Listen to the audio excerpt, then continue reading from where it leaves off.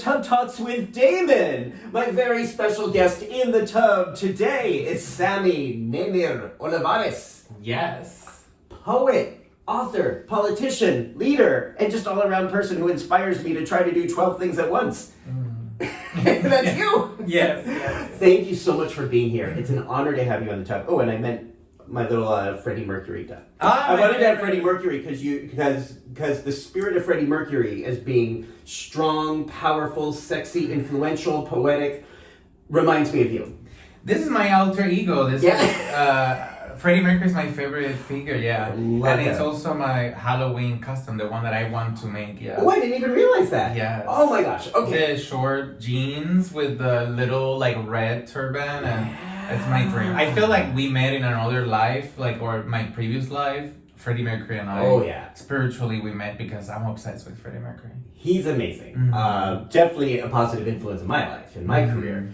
Before we get to that though, I want to ask you, Samy, what do you like most about your body?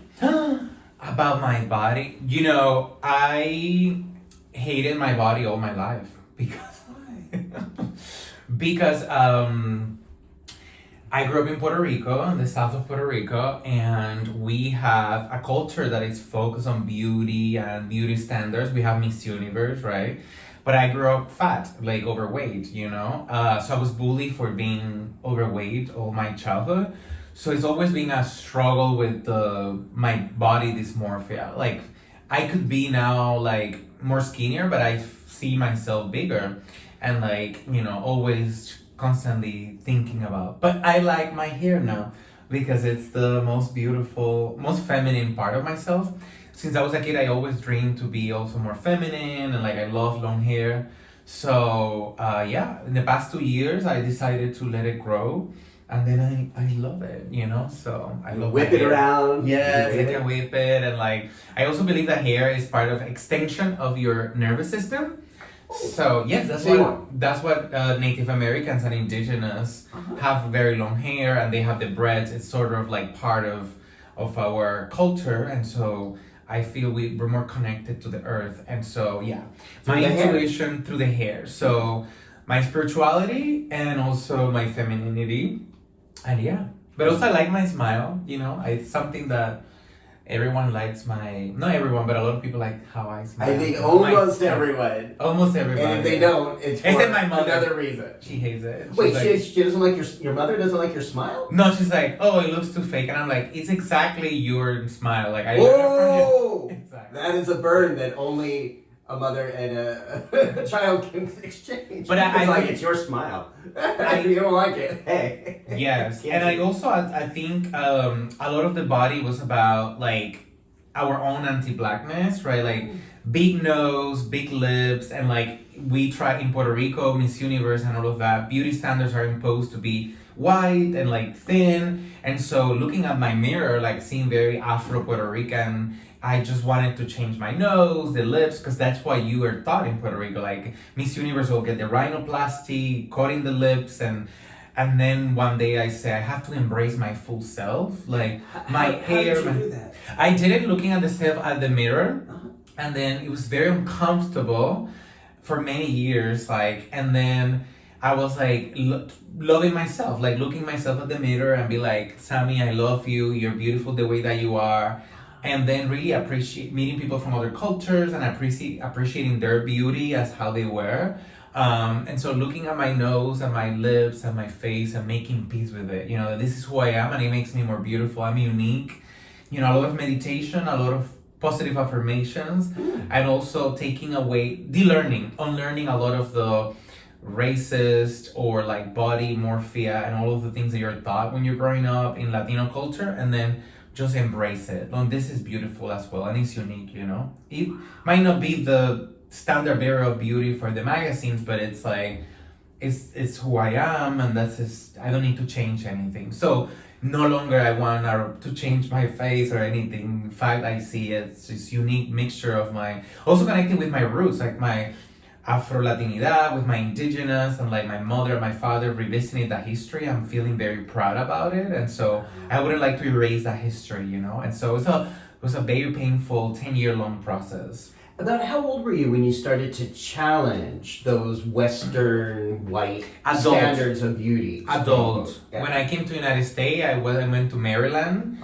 And growing up in Puerto Rico, it was like, you know, we don't talk about all of those things. But then I got to Maryland, and then I see groups of black and white, you know, and then I was like, wow, there's so much racism. And then started, Black Lives Matter was starting, Obama got president, and then I had to like, but also I was coming into my own adulthood and also discovering my gayness, my queerness, and my femininity. So that's when I just got to start like exploring, falling in love with myself and doing a lot of healing work, which on learning what I learned in my childhood and then defining who I wanted to be. So that process started as an adult? As an adult, when I was like 18, 19, almost 20 So that years. wasn't really available for you growing up as a child in Puerto Rico when these limited notions of beauty, like white Christian... Exactly. Patriarchal standards were being imposed. Totally. You get bullied, like you say, oh, your hair is bad, you know, your nose is too big. So, and you heard all these things growing up. Oh, every day, yeah. Still today, you know, there's still people say those things. And then like, to learn that my hair was not bad, that my nose is not too big, or even if it's big, that is not bad, you know, that you're too dark skin, and so people protect you, because you're lighter skin, having small little lips, like you know, my sibling gets more compliments because her nose is like thinner, and so it's like a whole culture around beauty standards of whiteness, right? And we have our entire culture, Miss Universe, and like how to keep those. Things are changing, but I didn't see other sort of the conversation about colorism and racism and also anti-feminine, right? Like I couldn't be my feminine self there. So it's like a combination of like fat and femme, you know, and I had both in Puerto Rico, and sort of like understanding that is part of who I am, my divinity, and like a 5-year to 7-year process of doing, you know, meditation, like self-affirmation, looking myself in the mirror, meeting people, journaling. How old are you now? I'm 33. And when you look in the mirror, when you look at your body in the mirror now, what do you see? Oh, I see a divine figure, you know. I also see like a divine figure that the God and the universe created with a very specific purpose. What's the purpose? Is to inspire people to live their full self with authenticity and understand that we are all human beings despite what we want to wear, what makeup, what clothing, you know, that there is more beyond male and female, that we have trans, that we have non-binary, that we have a full spectrum of diversity on this earth. And so me coming up to terms of being non-binary and more femme really sort of breaks the idea that it's only male and female and these energies, and that we could be both or beyond that, right? And so that's what I'm... So now you can look in the mirror at your naked body and see beauty. Yes. And you're here. You have a purpose to empower, to enlighten. If only we had a way to put that in a book. Oh, wait a second. Yes. Here we go. So one of the reasons I wanted to have you here was to celebrate the release of this amazing book, which is, I know some people are gonna watch this before Christmas, but this is available as a gift for Pride, for Christmas, for any birthday, any holiday during the year. Cuirdorican. Yes. And this is an account of many of your experiences growing up in poetry, in essays. Yes. Some of them I've marked because I want to ask you about, but let's just talk about the writing of this amazing book and how it celebrates so many of the ideas you're talking about right now. Tell us about Cuirdorican, between queer and Latine. And Latine, yeah. Okay, Latine. Tell us about writing this book and what this means. Yeah, I forget that you're not Latino. Always I feel that you're Latino. I don't know. It's a big compliment. Yeah. This is a book that came out of my heart. Basically, I'm in the process of healing my inner child. I always wanted to write, and one day I started writing another book, which is the book that I really want to write about healing and telling people about healing modalities, all the things that I explore in the past 5 years.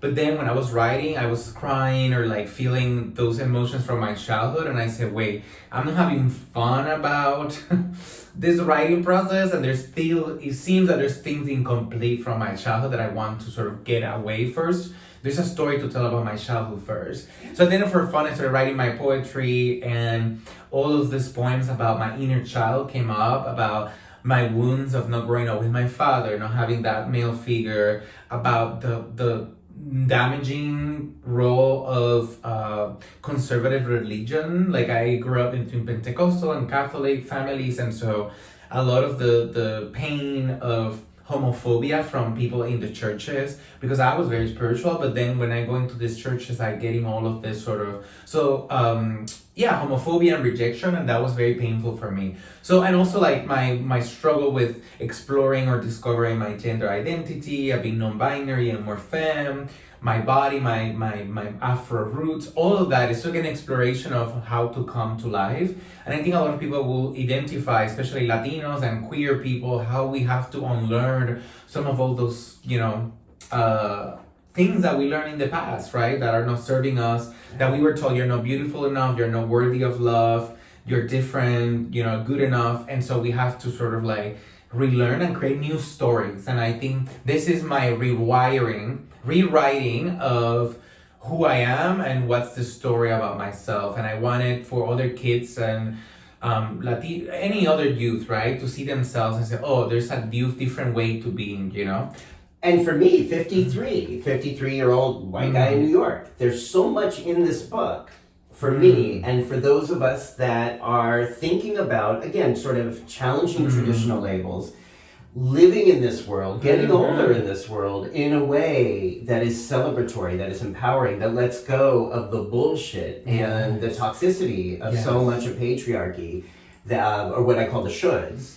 And saying, no, we get to celebrate and create and connect and make our own path forward together in communities, as friends, in bathtubs. Yeah. But this idea that we get to create this experience together. Yes. We are not bounded or tethered to other people's shoulds from the past. Yes. That's kind of how I took this in. That's what it says. It's a big F, it's a big no.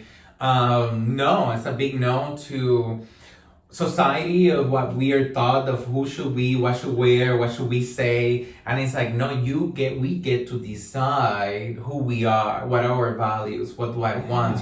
But it's very scary because most of us don't know, and so it is a process of healing, but also unlearning what we were taught about what men or women wear, what should I say, what should I study, our families, right? And all these labels and categories, and that's what Cuirdorican is like, blooming into your own self of what you want to do. And that's what the book is, not only poetry, but it's a journal. It's a self-help, self-development journal. It has 7 journal prompts that are designed to guide you through that process, right? So the first 2 is a letter to your inner child, what you want to complete in the past, who you want to forget and forgive, But then there's one that is about defining who your radical self is, like who you want to be, right? There's another one about freedom, like what areas in your life you don't feel freedom or unhappy actually. And those are the areas that we're usually living someone else's lives or by society standards. And so it is an invitation for people to think about, in this life, in this area of my life, whether that's my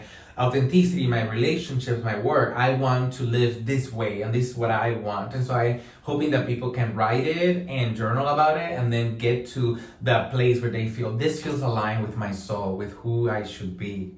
Or who you want to be. Oh, who you want to be. Yes. Again, just for me, there's no should. No should. Then we get to write our own. Yeah, we get to create. Write the story. Yes. I love that. So that's what Cuirdorican really represents. It's a word that you created to embrace all of these ideas that I find so hopeful and so exciting, especially during some of these times. Yes. One, I've got a few things I marked here, but speaking to that experience. So queer is queer in Spanish. CUIR is queer, but in Spanish. Oh. Yeah, Do is Dominican and Rican. And each of these 3 identities are put down. Like queer people, right? People don't like queer has been criminalized now and banned. And Puerto Rican or Dominican, like we're too loud. So a lot of people had a lot to say about this identity. So it's for me to unapologetically embrace it and say, yes, I'm all of those things and more, but I get to define and I'm gonna write. We don't see queer stories, queer youth, queer Latinas, queer brown people, and so it's important. What I want people is to write their own stories. They don't necessarily have to be poetry or a book, but that you get to define it. It could be music, it could be a work of art, it could be your business, but that we get to define who we are for ourselves instead of being defined by the news and what's happening and the laws. So again, for anyone who wants a holiday gift, at Christmas time, birthdays, Valentine's Day, any time of the year, this book is going to be a perfect gift to someone who is also looking to create their own path. I love the 8 poems in here, but one of the ones that really stood out to me is called What the Hell Is That? Can you tell us what this essay is about? And are you comfortable maybe reading a few lines? Yes. What the hell is that? Well, what the hell is that? I'm making this poor little book wet. I'm trying to keep it dry. But what the hell is that? I think it's the most intimate of all the poems. I'm glad that you picked it up because it's basically a conversation of myself in the mirror. So that's how it is designed. So when we were talking earlier about how did I do this process of like becoming authentic or like embracing my body weight or my femininity, right? My gender identity was a lot of conversations with myself, very hard ones, and sitting down, therapy with my own self in the mirror. And so that's what it is. What the hell is that? It's sort of like this question that I get walking the streets or on social media, right? Like being non-binary and wearing skirts and makeup and high heels, right? People just, scream that, but I think that what the poem says is that sometimes it is even the most damaging one is when I ask myself those questions, right? Like when I self-judge at the beginning, what are you doing? What is this? And so that's what this poem is about. So it says, what the hell is that? People shout at me on the street and on social media. I look in the mirror trying to find answers for them. What I am, what is my gender identity. I don't find any coherent explanation looking at the mirror. Or perhaps I avoid confronting what I see, right?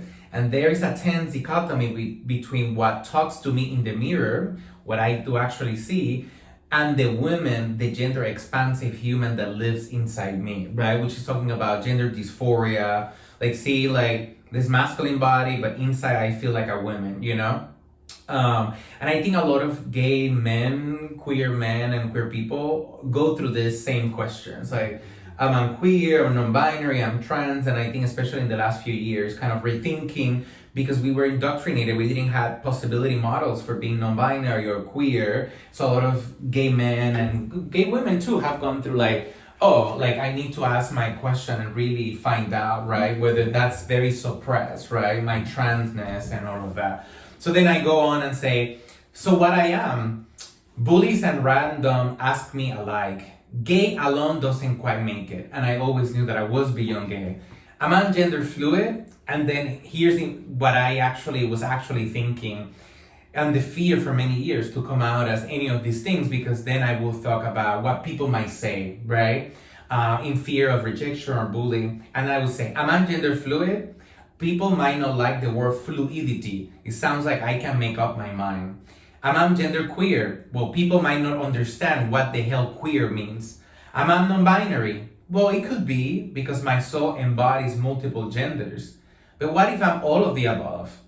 What if I even trans? And then I'm afraid I have reached this point, the point that everyone warned me about. And so, in my evolutionary exploration of who I am, what's my gender identity, I kind of explore sort of I'm gender queer or is gender fluid, non-binary, how people would receive it. It was 3-4 years. I was exhausting because you have to think about what people might say or how do I feel about it. And, that fear of rejection, right? People misunderstood you. And then I kept that process so internally and private that it kept evolving when I'm like, oh, I'm trans, I'm very feminine, I'm trans femme, and that's when I decided to just start living more publicly and sharing in it, but it was a very arduous process. And my wish for young people is that they don't have to, and they're not having to go through this so many years, because these many Gen Zs identify as non-binary. They're exploring they pronouns. They identify as transgender because now we have more visibility. Do you think it's getting easier? It's getting much easier because there's more visibility models. Where before, when we were growing up, I didn't see any trans women except sex workers in Puerto Rico. There was no much sort of other sort of role models, you know. Non-binary, definitely not. It's like you're gay or trans women that lives in the streets, right? So there was no this sort of other identities of gender expressions, right? And so then I go through what family, society, and what people told me when I was growing up, which I think that was responsible for me to suppressing so much, exploring or arriving to this, which was family asked me, "Are you sure you want to dress up as a woman again?" Like very despectively. And society, "Oh, being a woman and a trans is so scandalous." Teachers actually told me, "If you're effeminate, you won't get jobs or a boyfriend. You should keep your sexuality to yourself." The little teachers sat me down, and one of them even handed me a print version of the Bible. When you were a child? In high school. In high school. Yeah. Specifically the parts about the talk about effeminate men. And then in the churches, people told me, "Look, here in the Bible, it says that being a feminist is an abomination." Many times in churches, I was like bullied. And then also men were like, "Oh, I'm just not attracted to that," you know, and it's sort of this desirability and attraction and all of that. And then it's also this, I think one of the hardest part for me is sort of like the desire and the attraction, right? Where like the more feminine that I come, the harder to get to find men that is attracted, because unfortunately there's still a lot of internalized homophobia and transphobia within our gay community, right? That repels the femininity. And so it's very, one thing is that you don't like femininity, it's a sexual attraction, but another thing is sort of like the visceral reaction, right? And the outright transphobia or homophobia that same gay people have towards us, you know? And then I end up when saying, I look at myself in the mirror again, and all I can see is the heteronormative outfit I've been waiting for so long, mistaking it for my flesh. Then what is my gender? Fear. The fear that I am everyone's nightmare, afraid to show them my real skin. And so, yeah, it was a point that it was so much that fearful that then I became fearful. And so it's like removing, peeling that skin. And that's what I'm so excited to be naked here today, because being naked has allowed, I love to go to Naked Beach and many places, because we are stripped out of those gender norms, of those outfits, those symbols that society has created that carry so much meaning, and you know, and being naked allows us to be just all human beings. I know. And then people cannot be transphobic or homophobic. I mean, they could, right? But it's like we realize that we're all the same. We all have a skin, and this is our outfit, and everything that we put on top, like RuPaul says, is a drag, right?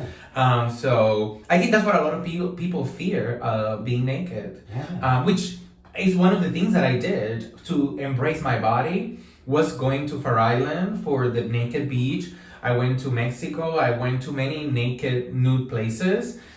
Terrified, because being overweight when I was a kid, I didn't take off my shirt because I was so concerned about my belly fat. But for me, going to the Naked Beach was a very hard, strong resistance. The first years in Far Island, being naked was completely dysphoric. It was very anxious, triggering.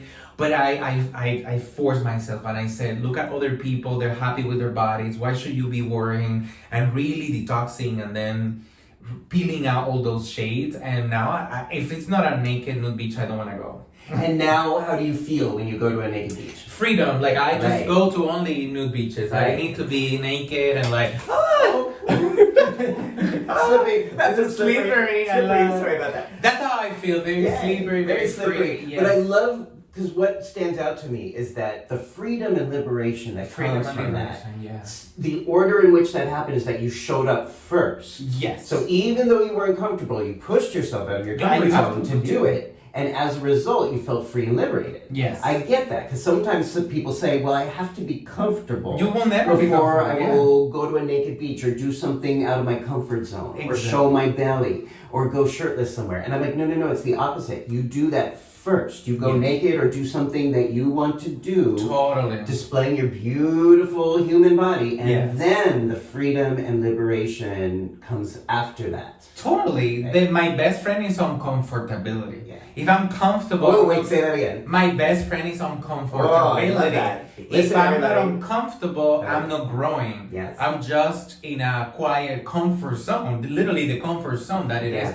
No one grows in the comfort zone. Migrating, moving out of Puerto Rico, coming out as gay, coming out as non-binary, as trans, coming to a naked interview in a tub, right? Like, I have to always challenge looking myself in the mirror and embracing my Afro Latinidad, right? My nose, and looking at the mirror, looking at my gender identity, learning English, being vulnerable, like writing a book, being public, running for office, anything. If it feels so uncomfortable, I transform my relationship to uncomfortability and pain. And instead of being like, oh, I cannot do this, I'm like, I actually attract it. I'm like, I'm moving towards the uncomfortability so I can expand my ability to be with it and to grow. And so, yes, being in the beach naked and oh my God, what people might say, look at my belly fat, this and that, and then I'm like, no, breathing in and letting it go and shedding. And then you get access to this other side where I'm like, I don't know, it becomes a point where it doesn't bother you anymore. You become free, you're easy and flow, Yeah. But yeah, I have to move towards that space. Leaning into the uncomfortability, right? Such an important lesson for all of us, because that's where the challenge and the growth and the reward is. I love that you know that. I couldn't do this bathtub show until I was in my 50s. Like, I couldn't have this conversation with you naked and say, come on, Samy, let's do this, like, until my 50s, when I was really just like, okay, I want to be in this space of being naked with people who inspire me. Yeah. And sometimes people I know, sometimes people I don't know. But to be able to say, all right, this is weird, this is uncomfortable, let me lean into this, because that's what life is about. Yeah, and people are asking, okay, but how do I do that? Because it's very uncomfortable in the body. So 2 techniques or methodologies is make it fun and or curiosity. So, okay, why I'm uncomfortable about this? For example, I don't stay in tubs because I think there's a lot of bacteria. But then I'm like, but that is irrational. Like, you're in bacteria all the time, like thinking about getting into a tub with water. And I'm like, well, maybe that's irrational first. You're curious about not being in the water and like the bacteria. And it's like, well, why don't you throw yourself in a tub and then you're going to maybe lose the fear? And I have not thought of bacteria since we were talking here, right? Good. And so I might just keep doing tubs, And also fun, like making it fun, right? Yeah. Like, we go into, oh my God, this anxiety, overthinking, and like what people are saying, or my body, who's looking at me, what they're gonna say. And then it's like, no, what can we find a fun part of it? Yeah. Well, this is gonna be fun. We're gonna have, this. We're gonna have little dogs and like. So I think for people is to make it fun, so that now you're rewiring the somatic reaction of the body to that thing, to that experience, with something that it feels good in the body rather than anxiety and fear. Yes, I think the definition of getting older is being complacent and sedentary and just being like restful and not challenged. And that has nothing to do with your age. Right. It has nothing to do with chronology. It's just any time in our lives we're like, I'm comfortable and I prefer convenience over expansion and challenge and growth. That is when I think we stop. That's when we really our minds start to age and we become stagnated. So that's what Cher, that's what J-Lo and Rita Moreno and all of these women, Madonna, are doing. They're heroes. Embracing their age and then also bringing it fun. Like, I'm gonna wear this at Martha Stewart, I'm gonna wear this, I'm gonna make a new business, and really have fun. What's what you did with the top, and like, we've been 50. People go to senior homes and want to, retire and being sad. But then you make it fun, and playful. Yes. Now, on a serious, also, I can't help but think during this interview, how do we apply these beautiful ideas and hopes to what might be ahead of us? This is the first interview I've done since the 2024 election, just so you know, and I've been grappling with some of the outcomes. How would you advise or encourage us to continue to hold on to these beautiful values when we live in a time in this country when the government is not likely to be reflecting our beauty, our creativity, our connectivity? What do we do? I think we need to apply the same principles, but also understand that not external forces define who we are, but we define them. Like no one can make us happy, no one can make us peaceful. Yes, of course there's going to be a lot of very worrisome sort of policies, right? Damaging, but we need to worry them when they happen, right? But in the meantime, we can define what kind of life we want to live, who do we want to live. And I think this book is filled, every chapter starts with Latinx LGBTQ heroes like Sylvia Rivera, Christina Hayworth, Lorena Borja, Cecilia Gentili. Yeah. They went through being undocumented, being refugees, sexually trafficked, being sex workers, abused by the police, transphobia, racism, all of the things, right? They were in jail. It was violence, and harassment. They were joyful. They woke up every day, they were red lipstick, and they were working for the community, having fun. You know, you will see Cecilia Gentili in a pool in Miami, or will come with the girls and go out at night, you know. I think in Lorena Borjas, you know, will just keep fight for the community and keep things very lighthearted, because I think our power lies within us, and I think a lot of the times we give too much power to external forces, including the government. If we really get too much power to external forces, including the government. Yes. And yes, I mean, for millennial, we didn't have marriage equality. A lot of gay people lived very happily before marriage equality and all these rights. Of course, it was extremely painful, like not having your partner and all of those things. But that didn't prevent, you know, our queer ancestors to really build community, create their own fun and art and joy, right? So I think we need to lean onto that, you know. I think build community is one, having our own community. The other one is to, bring joy and fun. Beautiful. Yeah. Self-care, and I think we need to do a lot of self-care and community care, right? Yes. And keep things balanced, and also turn that feelings of despair and rage, whatever, people are reacting to this news very differently, because it's a grieving process of a very colonial empire that is dying, and this country and democracy is dying, right? So how we grieve with whether you're experiencing sadness or anxiety or depression or anger, transmute that into something that is useful and positive. But staying in our feelings is not. Yeah. Feelings are not things that are happening to us in our bodies. It's things that we are producing. And I think a lot of people do not like this messaging. But a lot of people, I'm in my feelings, I'm depressed, I'm crying about the election. Yes, this is temporary, but we are producing that. Mm-hmm. Because we decide the emotional reaction in our bodies. It's okay to feel them and then let them go, but what is not healthy is to stay stuck in them, and then we're not transmuting that, because that gets somatic in our bodies, and that's how we transmute into illnesses. Right. So I think it's important to really do a lot of what I do, somatic healing, like thinking in my heart, connecting with my body.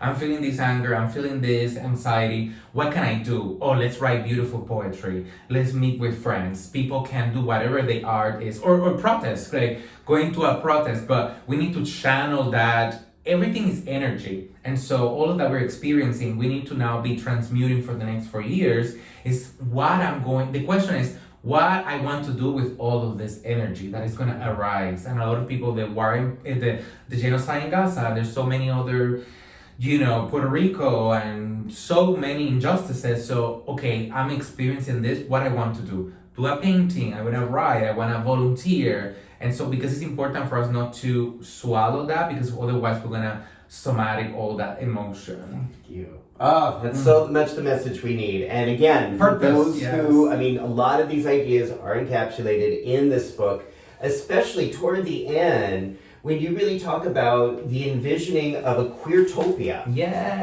An idea of the world, exactly the one you just described, in which we are connected, we're vibrant, we're active. Would you mind reading this idea of a queertopia that you wrote? Yes. Well, there's the poem before that. Okay. That says, dreaming of a queertopia, a paradise of infinite sexes, orientations, and genders, pansexuals and they-thems, diverse as the jungle habit, a world with no laws or borders and no one is illegal, a world where we see each other beyond color, race, or gender, and witness our shared divinity. I might not live to see this queertopia, but my queer children will make it a reality. So it's this concept of, then I asked people after the poem this is a journal prompt, to dream of a queertopia. And it says, this is your opportunity to dream. I want you to imagine your own queertopia, a radical vision for the future that inspires you, a better world filled with unlimited possibilities. I invite you to dream wildly. What kind of world will this be? What exists in this society? How are people treated? And what role will you play in this queertopia? Let's co-create a new world together. And I think this answers your... Yes. It feels like bedtime. We're showering and having a bedtime thinking. But this is that answer to your question of what we're going to do in the next 4 years. Yeah. We might see a very dark cloud in the next 4 years, but we need to envision and co-create that vision that we want to create. It's not enough to succumb to fear, to feel disdain of anger and anxious about what's happening, but at the same time building, okay, so then what is it, the society that I want to see, and live that in our lives and also within our communities? Because otherwise we're just aligning with whatever the negative, fearful energy and vibration is of that. And so we cannot let that happen, and co-creating simultaneously this vibrant, inclusive, beautiful society within our own communities, I needed to hear that, and I know I'm not the only one, so thank you for that. Thank you.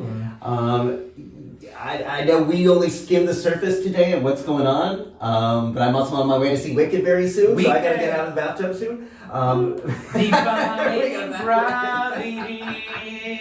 But I want sometime in the next year, when you're back in New York, and when we have a little more time, I would love to hear more about what's been going on, your adventures, your visions, and just engaging in this practice. I agree. I'm 53. I remember the Reagan years. I was gay during the Reagan years. I was gay during Bush Jr.'s crazy terrain in the 2000s.